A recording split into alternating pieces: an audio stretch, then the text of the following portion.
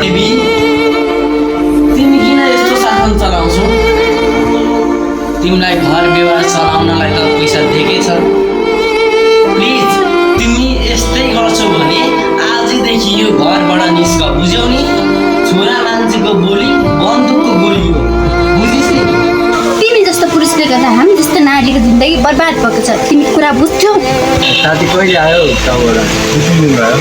तिमीलाई एउटा कुरा थाहा छ? के कुरा हो नि? आधा जस्तो विदेश जानु लागि पनि मेरो घरको आर्थिक अवस्थाले गर्दा गाह्रो भयो त केटालाई।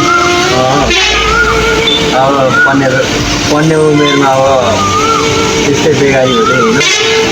घरको आर्थिक अवस्था कमजोर भएपछि आफ्नो साथी आधा पनि अब विदेश जाने बेला भयो होला। अब बिदा गर्न बुझ्नु नि त्यसो भए।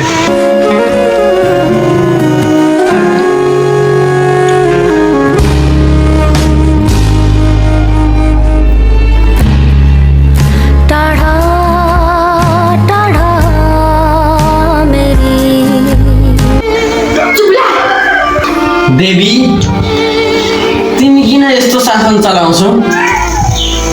तिमीलाई घर व्यवहार चलाउनलाई त पैसा दिएकै छ। प्लिज तिमी यस्तै गर्छौ भने आजदेखि यो घरबाट निस्क, बुझ्यौ नि? छोरा मान्छेको बोली बन्दुकको गोली हो, बुझिस् नि? तिमी जस्तो पुरुषले गर्दा हामी जस्तो नारीको जिन्दगी बर्बाद भएको छ, तिमी कुरा बुझ्छौ? मलाई किन यस्तो भनेको? मेरो सीतालाई किन आँखा लाग्यो? ऊ आँखा लाग्दैन, ऊ मेरो बस साथी हो।